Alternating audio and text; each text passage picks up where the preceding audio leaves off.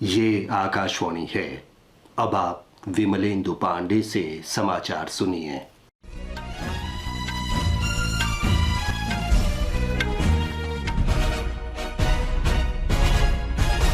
प्रधानमंत्री नरेंद्र मोदी ने आज वीडियो कॉन्फ्रेंस के जरिए ग्लोबल मैरीटाइम इंडिया सम्मेलन का उद्घाटन किया। इस अवसर पर प्रधानमंत्री ने कहा कि ऐतिहासिक भारत पश्चिम एशिया यूरोप आर्थिक गलियारा क्षेत्रीय और वैश्विक व्यापार में क्रांति लाएगा। उन्होंने कहा कि G20 नेताओं के शिखर सम्मेलन में आर्थिक गलियारे के संबंध में निर्णय भारत की पहल के कारण लिया गया है। श्री मोदी ने कहा कि इससे माल ढुलाई के खर्च में कमी लाने तथा पर्यावरण संरक्षण और बड़े पैमाने पर रोजगार सृजन में सहायता मिलेगी। शिखर सम्मेलन के उद्घाटन अवसर पर प्रधानमंत्री ने 18,800 करोड़ रुपए की परियोजनाओं का शुभारंभ किया।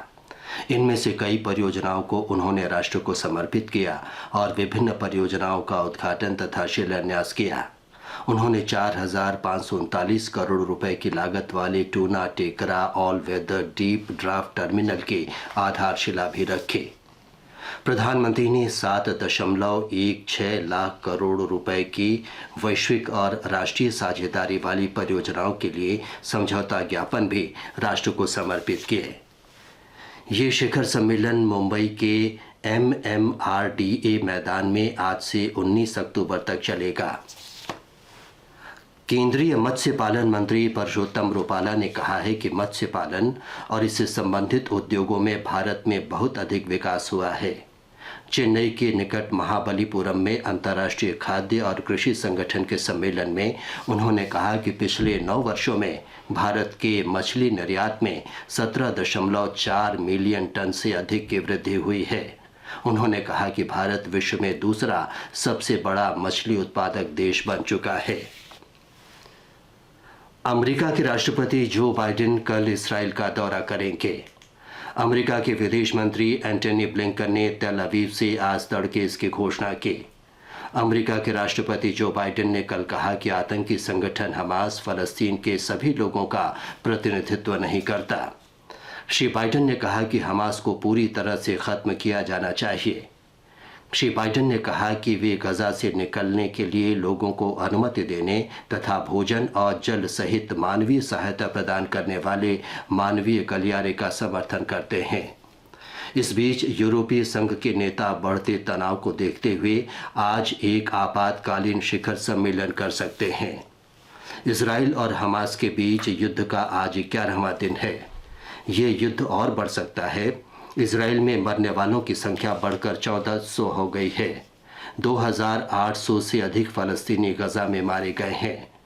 दोनों पक्षों में मृतकों की संख्या लगभग 4,200 हो गई है। बढ़ते तनाव के बीच अमेरिका युद्ध को फैलने से रोकने के लिए पश्चिम एशिया में अमेरिकी सैनिकों की तैनाती बढ़ा रहा है। अमेरिकी वायुसेना फारस की खाड़ी क्षेत्र में आधुनिक युद्धक विमानों के स्क्वाड्रन की तैनाती को भी बढ़ा रही है। अमेरिकी अधिकारियों ने कहा है कि अतिरिक्त बलों की तैनाती से ईरान, सीरिया या ईरान समर्थित हिजबुल्लाह जैसे परोक्ष समूह को इस संघर्ष में शामिल होने से रोका जा सकता है। राष्ट्रपति द्रौपदी मुर्मू आज नई दिल्ली में 69वें राष्ट्रीय फिल्म पुरस्कार प्रदान करेंगे। सूचना और प्रसारण मंत्री अनुराग सिंह ठाकुर समारोह में विशिष्ट अतिथि होंगे। उत्तराखंड में नवरात्र का पर्व धार्मिक श्रद्धा से मनाया जा रहा है।